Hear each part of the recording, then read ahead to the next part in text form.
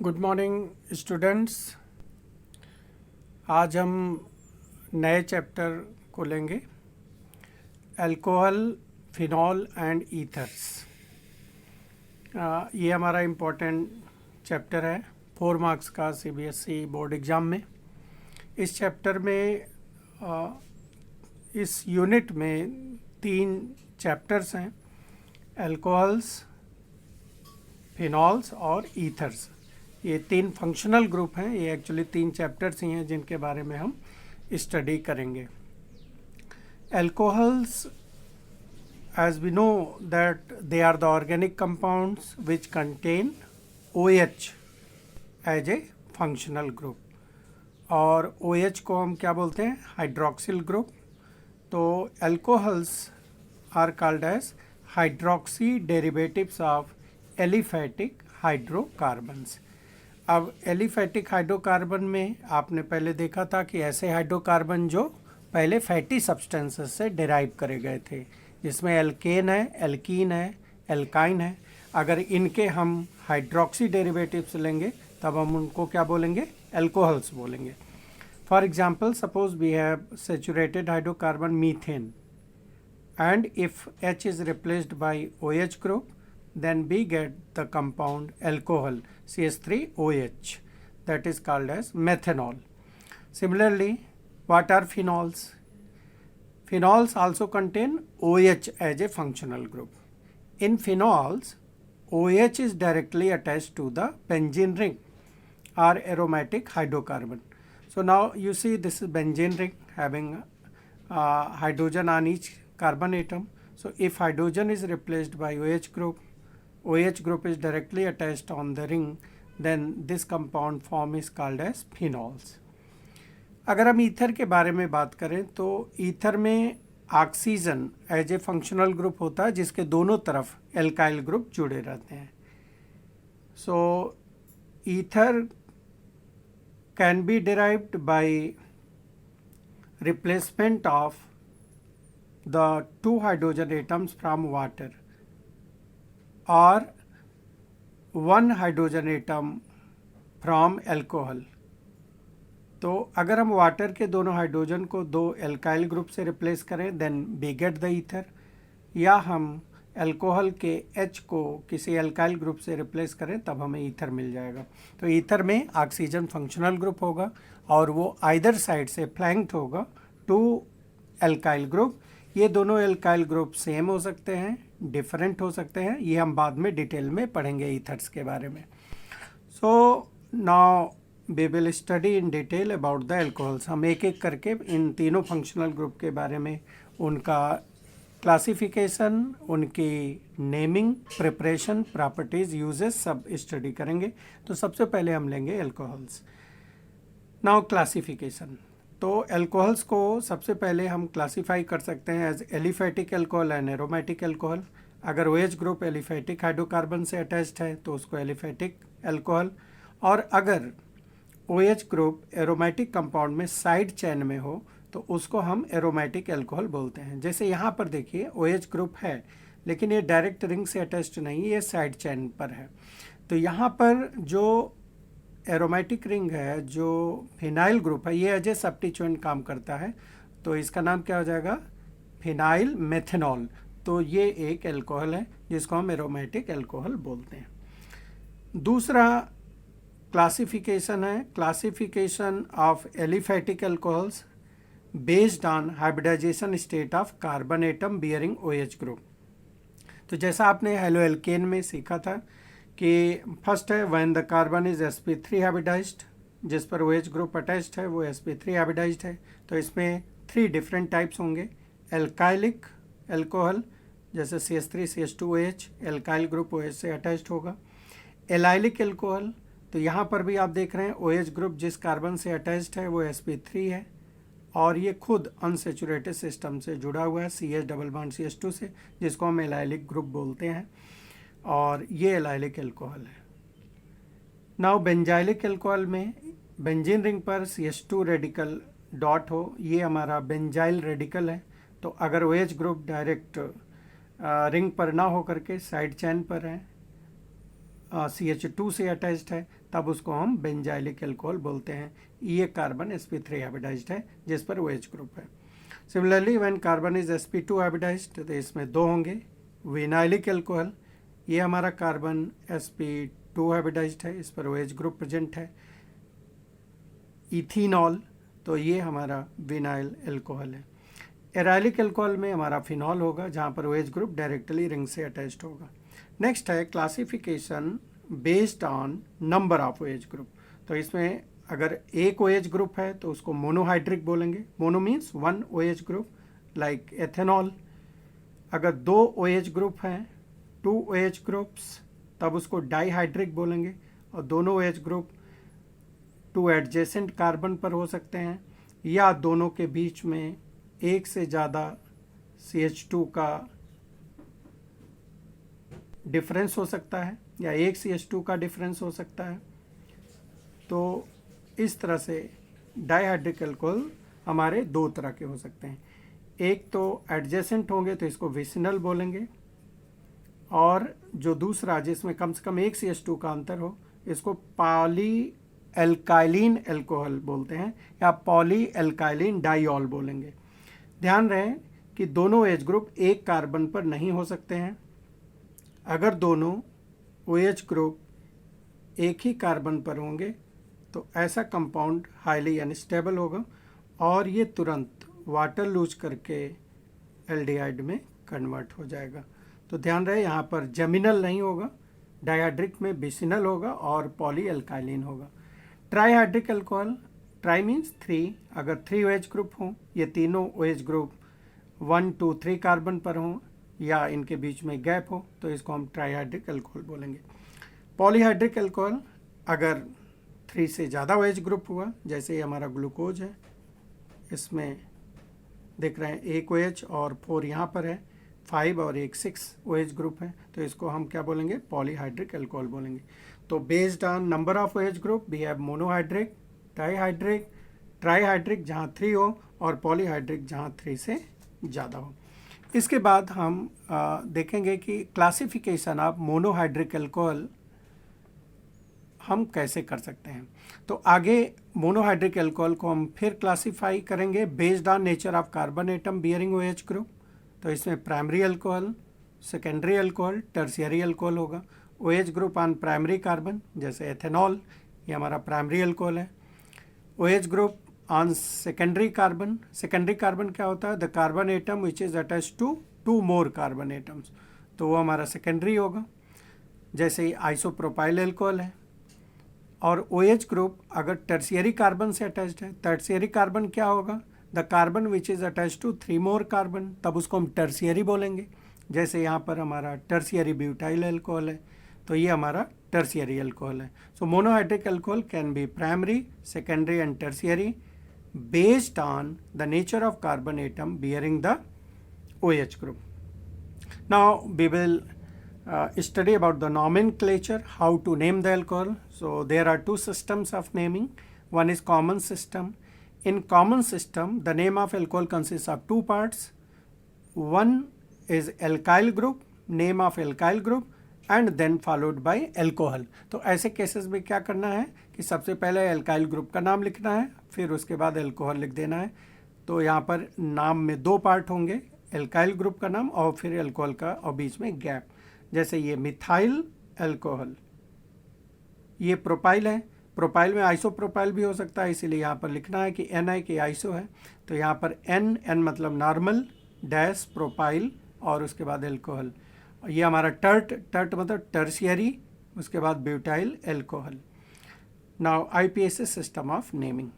इन IPAC system अगर OH group directly aliphatic hydrocarbon से attached है तो वो एल्कोहल होगा, और एल्कोहल की नेमिंग में ऑल एज ए सफिक्स लगेगा to the name of corresponding hydrocarbon.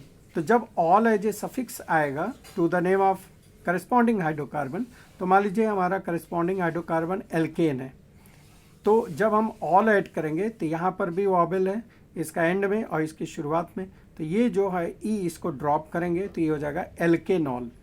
अगर ये एल्कीन होता तो एल्कीनॉल, एल्काइन होता तो एल्काइनॉल। क्लियर?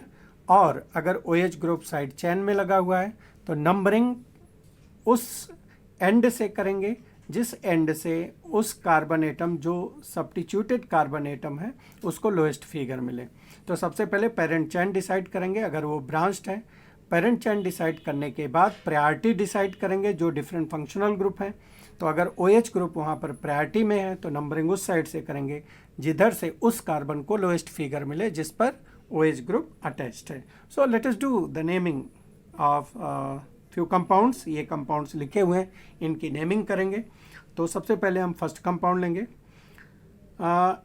ये हमारा पेरेंट चेन हो गया, सिंपल कंपाउंड है, OH ग्रुप इस कार्बन पर अटैच्ड है। तो नंबरिंग हम यहीं से करेंगे जिससे इसको लोएस्ट फिगर मिलेगा और बैक साइड आएंगे। तो ये हो गया 1 2 3। तो इसका मतलब ये कौन सा है? प्रोप, और चूंकि सिंगल बॉन्ड है तो एन हुआ।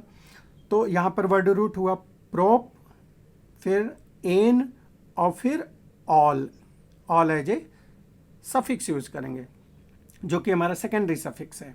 तो सबसे पहले वर्ड रूट लिख देंगे प्रोप, फिर उसके बाद प्राइमरी सफिक्स एन, प्रोपेन, और उसके बाद ऑल। लेकिन ऑल की पोजीशन क्या 1 है, तो प्रोप एन 1 ऑल।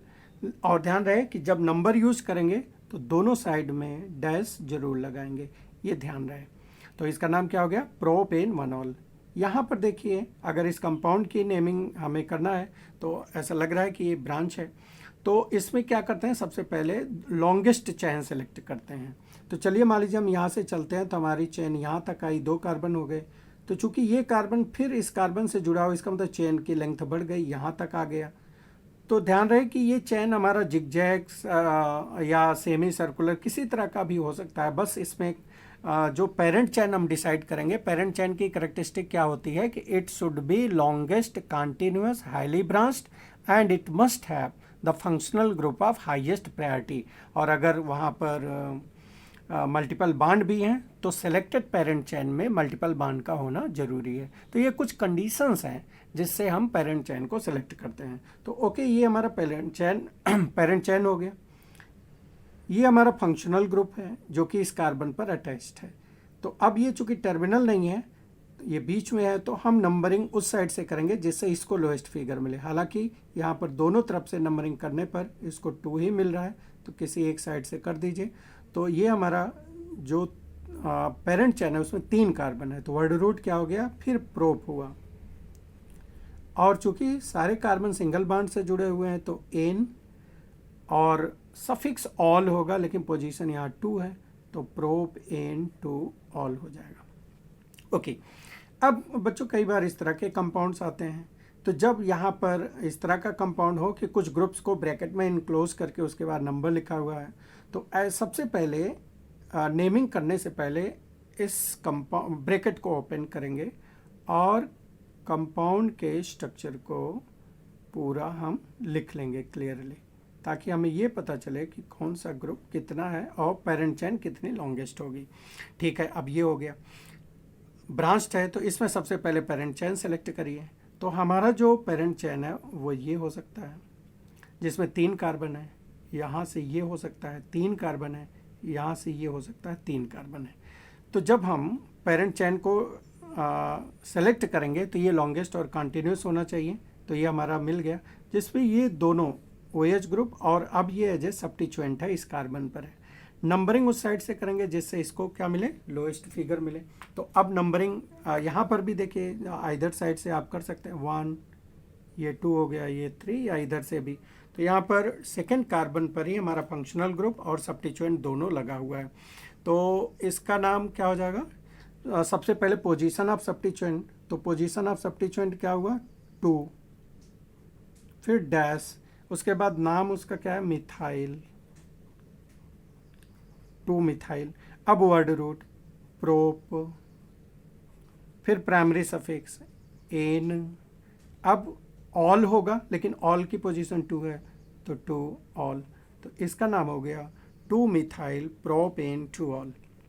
ओके, कई बार बॉन्ड लाइन फार्मूला लिखा रहता है, तो यहाँ पर भी बच्चों सबसे पहले हम उसको डिटेल कर सकते हैं ये जानने के लिए कि कार्बन कितने हैं और कहाँ कहाँ पर फंक्शनल ग्रुप और बॉन्ड है। तो ये कार्बन हो गया, ये हमारा कार्बन हो गया, ये कार्बन हो गया, ये कार्बन हो गया। तो इसमें कितने कार्बन हो गए? 4 कार्बन हो गए। ओके, अब यहाँ से देखें तो डबल बॉन्ड 1 पर आ रहा है, 2 और OH ग्रुप 3 पर आ रहा है। लेकिन इधर से अगर देखें तो यहाँ पर 1 2 और ये 3 आ रहा है, ये 4 हो रहा है। इधर से आने पर ऑल हमारा 2 पर है। तो अब हम किसको प्रायोरिटी देंगे? मल्टीपल बॉन्ड को कि OH ग्रुप को? तो ऐसे केसेस में हमें प्रायोरिटी सीक्वेंस याद होना चाहिए। हालांकि यहाँ पर हम ऑल और मल्टीपल बॉन्ड दोनों हो, तो सबसे पहले ऑल को हम प्रायोरिटी देते हैं। ऑल की प्रायोरिटी होती है ओवर मल्टीपल बॉन्ड। तो यहाँ पर नंबरिंग इस साइड से करेंगे। तो अब जो कंपाउंड है इसमें पूरा कितने कार्बन एटम हुए? 4 कार्बन एटम है। तो ये हुआ ब्यूट, तो इसका नाम हो जाएगा ब्यूट, वर्ड रूट ब्यूट हो गया। अब प्राइमरी सफिक्स इन है, लेकिन पोजीशन क्या है? 3, तो ये हो गया ब्यूट 3 इन, फिर डैश। अब इसके बाद ऑल है, ऑल की पोजीशन 2 है, तो 2 ऑल हो जाएगा। तो इसका नाम हुआ ब्यूट 3 इन 2 ऑल। तो ध्यान रहे कि यहाँ पर प्रायोरिटी, अगर एक से ज़्यादा फंक्शनल ग्रुप है तो हमें प्रायोरिटी सीक्वेंस याद होना चाहिए, उसके हिसाब से हम करेंगे। ऑल और एल्कोहल ग्रुप और मल्टीपल बॉन्ड दोनों है, तो एल्कोहल ग्रुप की प्रायोरिटी रहती है मल्टीपल बॉन्ड के ऊपर, तो ऐसा ध्यान रखेंगे। कई बार OH ग्रुप एलिसाइक्लिक हाइड्रोकार्बन से जुड़ा रहता है, तो ऐसे केसेस में वर्ड रूट के पहले जो एक प्रीफिक्स है साइक्लो यूज करना है। जैसे ये कॉमन नेम IPSC दोनों में होगा। जैसे इसका नाम है हेक्साइल एल्कोहल, तो अब चूंकि साइकिल है तो हेक्स के पहले साइक्लो लगा दीजिए, तो ये हो जाएगा साइक्लो हेक्साइल एल्कोहल। क्या हो जाएगा? Cyclo hexyl alcohol. और IPSC नेम साइक्लो यूज होगा to the name word root पर, तो ये हो गया साइक्लो हेक्सेन ऑल। इसका नाम क्या हो जाएगा? Cyclo hexanol. अब यहाँ पर देखिए अगर सब्स्टिट्यूएंट भी है तो इसकी नंबरिंग 1 है, इसकी नंबरिंग 2 हो जाएगी। तो 2 डैश नेम मिथाइल, क्या हो गया? 2 मिथाइल साइक्लो पेंटेनॉल। ठीक है, इसके बाद हम डाइहाइड्रिक अल्कोहल लेंगे। तो यहाँ पर हम देख रहे हैं कि 2 कंपाउंड हमने लिया हुआ है। पहला कंपाउंड है जिसमें OH ग्रुप दोनों एडजेसेंट है, तो बेसिंटी में है, तो 1 और 2 हो गया। तो एल्केन डाइऑल, ये IPSC सिस्टम में डाइहाइड्रिक अल्कोहल का नाम होता है, तो इसका नाम हो जाएगा इथेन। यहाँ ई रिटेन्ड रहेगा, डैश 1,2 डाइऑल, एल्केन डाइऑल। तो यहाँ ई रिटेन्ड रहेगा, तो इसका नाम हो जाएगा 1,2 कार्बन है, तो इथेन डाइऑल। अब यहाँ पर ये बीच में एक से ज़्यादा CH2 का डिफरेंस है, तो नंबरिंग कर लेंगे 1 2 3 4। ये पॉली अल्काइलिन टाइप का है डाइऑल, तो इसका 1 और 4 पर है, तो इसका नाम हो जाएगा ब्यूटेन 1,4 डाइऑल। क्या हो जाएगा? But an dash 1,4 diol. और इसी तरह से ट्राईहाइड्रिक में तो नंबरिंग करिए 1 2 3, तो इसका क्या हो जाएगा? Prop an 1 2 3 triol. इसके बाद हम प्रिपरेशन लेंगे, प्रिपरेशन ऑफ एल्कोहल। पहला है फ्रॉम हेलो एल्केन। ये मेथड बहुत सिंपल है, इसको आपने पढ़ा है, न्यूक्लियोफिलिक सब्स्टिट्यूशन रिएक्शन, कि हमें एक हेलो एल्केन ले लेना है and it is treated with source of nucleophile like NaOH aqueous solution. तो ये जो न्यूक्लियोफाइल OH है ये X को रिप्लेस कर देगा, हमें क्या मिल जाएगा? अल्कोहल मिल जाएगा और साथ में NaX मिल जाएगा। तो आप कोई भी हेलो एल्केन लेकर के और NaOH एक्वस या KOH एक्वस लेकर के एल्कोहल बना सकते हैं। जैसे मान लीजिए आपने लिया CH3 CH2 Br और यहाँ लिया KOH, ध्यान रहे अल्कोहलिक मत लीजिएगा, एक्वस लेना है, और ये बन जाएगा CH3 CH2 OH और साथ में KBr। दूसरा बहुत ही इंपॉर्टेंट मेथड है from alkene bye hydration in presence of concentrated sulphuric acid. तो इसमें करते क्या है कि जो हमारा एल्कीन है इसमें वाटर ऐड करेंगे in presence of sulphuric acid, इसलिए इस मेथड को हाइड्रेशन ऑफ एल्कीन भी बोलते हैं in presence of conc H2SO4। तो इस मेथड में चूंकि ये पोलर रिएजेंट है, यहाँ इलेक्ट्रोमेरिक इफेक्ट होगा, इलेक्ट्रोमेरिक इफेक्ट में पाई बॉन्ड कंप्लीटली शिफ्ट होगा टू 1 कार्बन एटम, तो यहाँ पर ये क्या हो जाएगा, माइनस हो जाएगा, यहाँ पर प्लस हो जाएगा, और वाटर में H प्लस और OH माइनस होता है, तो जो OH माइनस है वो कहाँ जाएगा, यहाँ जाएगा, और H प्लस यहाँ जाएगा। तो इस तरह से हमारा जो प्रोडक्ट है वो बन जाएगा CH3CH2OH, एथेनॉल बन जाएगा। अगर ये अनसिमेट्रिकल एल्कीन है जैसे CH3CH डबल बॉन्ड CH2, यहाँ पर भी वाटर ऐड कर रहे हैं in presence of sulphuric acid, तो मार्कोनिकॉफ रूल के अकॉर्डिंग प्रोडक्ट बनेगा, एम रूल यहाँ पर अप्लाई होगा, और अब ये जो प्रोडक्ट बनेगा CH3CHOH और CH3 बन जाएगा। मैकेनिज्म हम नेक्स्ट वीडियो में देखेंगे। Thank you very much.